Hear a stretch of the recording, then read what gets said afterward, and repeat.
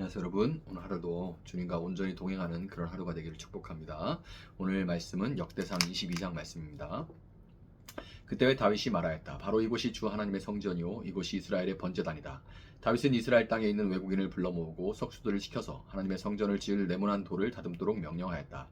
그는 또 대문의 문짝에 쓸 못과 꺽쇠를 만들 철을 무게를 달 수 없을 만큼 준비하고 노쇠도 무게를 달 수 없을 만큼 많이 준비하고 또 백향목을 셀 수 없을 만큼 준비하였다. 이 백향목은 시돈 사람과 두롯 사람이 다윗에게 운반하여 온 것이다. 다윗은 이런 혼잣말을 하였다. 나의 아들 솔로몬이 어리고 연약한데 주님을 위하여 건축할 성전은 아주 웅장하여 그 화려한 명성을 온 세상에 떨쳐야 하니 내가 성전 건축 준비를 해두어야 하겠다. 그래서 그는 죽기 전에 준비를 많이 하였다. 그런 다음에 다윗이 그의 아들 솔로몬을 불러서 주 이스라엘 하나님을 모실 성전을 지으라고 부탁하였다. 다윗이 아들 솔로몬에게 말하였다. 아들아, 나는 주 나의 하나님의 이름을 위하여 성전을 지으려고 하였다. 그러나 주님께서 나에게 말씀하셨다. 너는 많은 피를 흘려가며 큰 전쟁을 치렀으니 나의 이름을 위하여 성전을 건축할 수 없다. 너는 내 앞에서 많은 피를 땅에 흘렸기 때문이다. 보아라, 너에게 한 아들이 태어날 것인데 그는 평안을 누리는 사람이 될 것이다. 내가 사방에 있는 그의 모든 적으로부터 평안을 누리도록 해주겠다. 그러므로 그의 이름을 솔로몬이라 지어라. 그가 사는 날 동안 내가 이스라엘의 평화와 안정을 줄 것이다.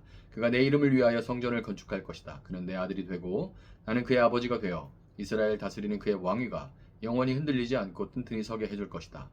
내 아들아, 이제 주님께서 너와 함께 하셔서 주님께서 너를 두고 말씀하신 대로 주 너의 하나님의 성전을 무사히 건축하기를 바란다. 그리고 부디 주님께서 너에게 지혜와 판단력을 주셔서 네가 주 하나님의 율법을 지키며 이스라엘을 잘 다스릴 수 있도록 해주시기를 바란다. 내가 주님께서 모세를 시켜 이스라엘에게 명하신 율례와 규례를 지키면 성공할 것이다.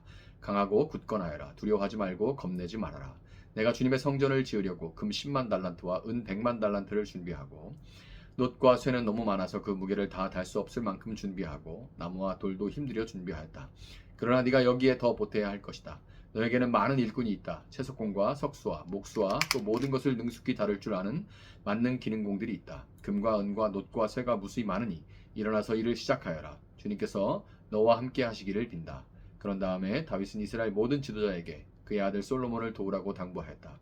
주 당신들의 하나님께서 당신들과 함께 계셔서 당신들에게 사방으로 평화를 주시지 않았습니까? 그리고 이 땅 주민을 나에게 넘겨주어 이 땅 사람들을 주님과 그의 백성 앞에 굴복시키셨습니다. 이제 당신들은 마음과 정성을 다하여 주 당신들의 하나님을 찾고 일어나서 주 하나님의 성전을 건축하십시오. 그래서 주님의 언약궤와 하나님의 거룩한 기구들을 옮겨와서 주님의 이름을 위하여 건축한 성전에 들여놓도록 하십시오. 아멘. 자, 역대상 13장부터 16장에서 다윗이 그토록 예루살렘으로 하나님의 언약궤를 옮겨오라고 했던 것은 너무 옮겨오고 기뻐서 막 춤췄던 그 장면이죠. 그렇게 하나님의 언약궤를 옮겨오려고 굳이 왜 그렇게 노력을 했냐면 그가 언약궤를 이제 예루살렘으로 가져와서 이제 언약궤가 하나님의 임재를 상징하잖아요. 그 하나님 앞에서 그분께 물으며 그분의 뜻대로 이스라엘을 다스리기를 원했기 때문에 그래요. 그는 하나님 앞에서 하나님이 진정한 이스라엘의 왕이고 그 하나님의 말씀에 따라 이제 하나님의 뜻에 따라 이스라엘을 다스리기를 원했기 때문에 그토록 언약궤를 예루살렘으로 모셔오기를 원했던 겁니다. 당시에 하나님의 성소는 기브온에 있었지만 앞장 마지막 절에서 볼 수 있듯이 인구조사라는 큰 죄를 지은 다윗은 더 이상 하나님께 물을 수가 없었고 하나님은 범죄한 다윗에게 여부스 사람 오르날의 타작 마당에서 제단을 쌓고 속죄제를 드리도록 함으로써 그를 용서하셨죠. 오르날의 타작마당에서 그런 일이 있었습니다. 다윗은 본문 1절에서 볼 수 있듯이 속죄와 용서의 상징적인 장소인 이 오르날의 타작마당을 성전터로 확정하였습니다.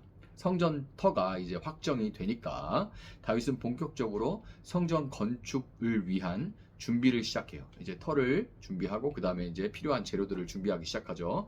석수를 시켜서 성전 건축을 위한 돌을 다듬고 못을 만들기 위한 철과 성전 기물을 위한 놋을 엄청나게 많이 준비를 합니다. 또한 이방인인 시돈과 두롯 사람들을 통해서 성전 건축을 위해 가장 중요한 목재, 이 백향목을 많이 준비하는데요.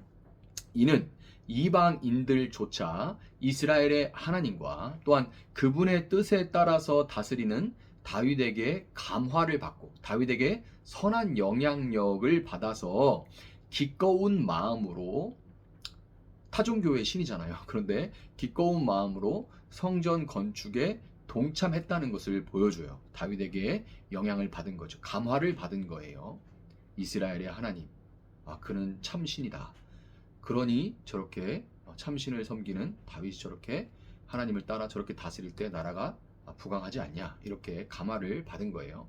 죄의 용서를 위한 신전. 이 성전은 가장 중요한 기능이 죄의 용서를 위한 거잖아요. 상징적으로 오르난의 타작마당에서 다윗이 죄를 용서받은 그곳에 성전이 지어졌기 때문에 성전의 가장 중요한 기능은 죄를 용서하는 것, 죄사함입니다. 이 성전은 처음부터 누구에게 열려 있는 거예요? 이방인들에게 활짝 열려 있는 거예요. 이스라엘만을 위한 것이 아니라 이방인들에게 성전을 처음 지을 때부터 이방인들이 그 사역에 용서를 위한 이 성전의 건축에 이방인들이 아주 처음부터 동참을 했고 당연히 이 죄 용서는 이스라엘로부터 이방에게 활짝 열려 있었던 겁니다. 5절을 보면 다윗이 죽기 전에 준비를 많이 했다고 기록을 하고 있는데요. 이것은 다윗의 사명이 바로 성전 건축을 위한 준비였다는 것을 보여주는 거예요. 다윗의 그 인생의 사명은 성전 건축을 준비하는 거였습니다. 다윗은 성전 건축을 준비만 했지 막상 직접 건축을 하지는 못하고 그 아들 솔로몬이 건축을 하는데요. 이것은 마치 이스라엘 광야에서 인도해낸 모세가 정작 가나안에는 못 들어가고 가나안 입성과 정복은 그의 후계자였던 여호수아가 성취했던 것과 매우 흡사합니다. 11절부터 13절에는 다윗의 유언이 기록되어 있는데요. 솔로몬에게 뭐라고요? 강하고 담대하라. 두려워하지 말라. 하나님이 너와 함께 하신다. 율법을 준수해라. 이 표현들 어디서 많이 본 것 같죠? 정확하게 여호수아 1장 6절부터 15절에서 모세가 여호수아에게 남겼던 유언과 아주 닮았어요.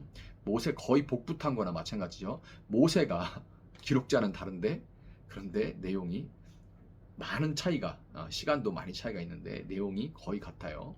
모세가 가나안에 들어가지 못하고 여호수아가 들어간 것은 모세는 율법의 상징이고 여호수아는 구약의 여호수아는 신약의 예수입니다. 똑같은 이름이에요. 이 예수라는 이름 그대로 인에로 헷세드로 다스리는 왕 중의 왕 예수님을 미리 보여주는 인물이기 때문에 그렇습니다.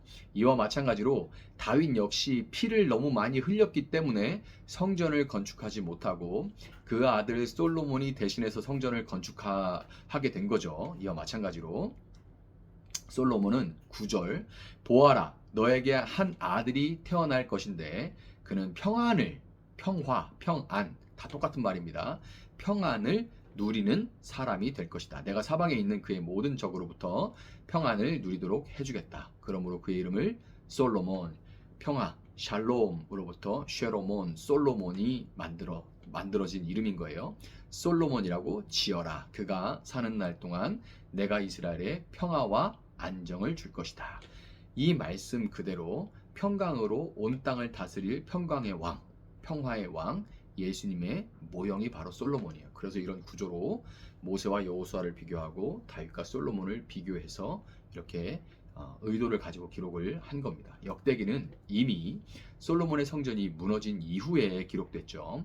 바벨론에서 돌아와 무너진 솔로몬 성전의 터에 제2성전을 스룹바벨 성전을 지으면서 역대기 기자가 다윗과 솔로몬과 함께 모세와 여호수아의 이야기를 통해 진정으로 이렇게 비교를 해서 전달하고자 하는 메시지는 성전에서 죄를 용서받고 하나님과 평강을 이룰 때에만 이스라엘은 인애로 다스리시는 하나님의 나라에 속하고 그 하나님 나라를 이방 땅으로 확장할 수 있다는 것, 이것을 말하고자 하는 겁니다. 이스라엘 된 우리의 미래는 오직 하나님의 성전을 대하는 태도에 달려 있습니다.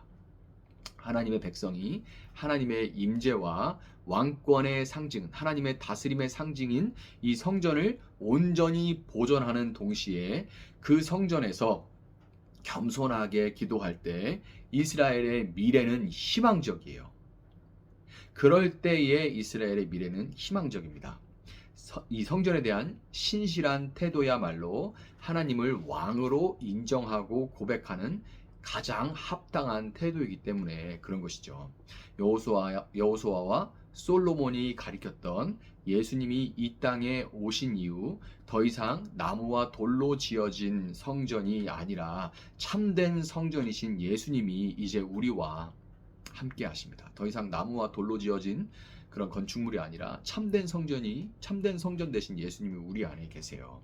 본문 14절은 다윗이 준비한 금의 양이 10만 달란트였다 이렇게 말을 하는데 이것은 과장법입니다. 실제 10만 달란트라는 말이 아니라 1달란트가 30kg인데 10만 달란트면 그 무게가 금으로 말이 안 되죠. 근데 이거는 과장법이 왜 그러냐면 금이 왕권을 상징하기 때문이고 성전이 금으로 가득했던 것처럼 금으로 지어진 건 아니고 금을 바른 거죠. 그래도 어마어마한 양입니다. 성전이 이렇게 금으로 가득했던 것처럼 성전된 주님을 왕으로 모신 우리의 삶이 풍성할 것을 뭘로 표현하는 거냐면 금 10만 달란트로 표현하는 거예요. 예수님을 성전된 예수님을 우리 마음에 모신 그 삶이 얼마나 풍성할지 이것을 금 10만 달란트로 세상에서 가장 귀하다고 하는 게 돈이니까 금이니까 그것과 비교할 수 없는 세상이 줄 수 없는 평안과 그 풍성함이 우리 안에 가득할 거라는 것을 보여주는 겁니다. 이 말씀을 이 비유를 여러분 마음에 새기고서 이 새날도 속죄의 기도로 인애의 왕이시오 평화의 왕이신 주님과 평화를 누리고 그분의 다스림을 평화를 누리고 고집 피우지 마시고 마음에 꺼림직하거나 주님 앞에 부끄러운 것들은 바로바로 주님 앞에 용서를 구해서 평화를 주님과 누리고 그리고 그 평화를 그 다스림을 이 땅 가운데 전하는 여러분이 만나는 사람들에게 전할 수 있는 그런 여러분이 될 수 있기를 예수님의 이름으로 축복합니다. 잠시 기도하겠습니다. 사랑하시는 주님 감사합니다. 주님 여호수아 또 솔로몬을 통하여서 우리에게 평강의 왕 하나님께서 다스리시는 그 하나님의 나라를 우리에게 보여주시니 감사합니다. 성전 되신 주님이 몸짓고 피 흘리심으로 우리 마음 가운데 찾아오셨고 다시는 우리를 떠나지 않으심을 믿습니다. 우리가 주님을 어떻게 대하느냐 성전된 주님을 어떻게 대하느냐에 따라서 우리 삶이 정말 메마르느냐 아니면 물된 동산과 같이 풍성한 삶을 살아가느냐가 결정될 것이라는 것을 우리는 알고 있습니다. 주님 우리 안에 오신 주님을 우리가 박대하지 않게 하시고 우리가 주님 앞에 거리끼는 모든 것들을 회개하고 속죄함을 받아서 주님과의 관계 안에 풍성함을 누리고 그 풍성함, 그 평강함을 이 땅 가운데 증거하고 전할 수 있는 저희들 되어줄 수 있도록 주님 도와주시기를 원합니다. 이 말씀을 듣고 잠시 묵상하고 눈을 감는 모든 그 성도들의 손길 가운데 함께 하시고 감은 눈 가운데 함께 하시고 그들의 하루 가운데 온전히 동행하여 주시고 주님 그들을 보호하시고 인도하시고 그들을 위하여 싸워주시기를 원합니다. 진정한 평강이 샬롬이 오늘 하루 귀한 모든 묵상하는 자들 기도하는 자들 가운데 함께하여 주시옵소서. 감사하며 예수님의 이름으로 기도합니다. 아멘. 오늘 주신 말씀 붙들고 계속해서 기도합니다.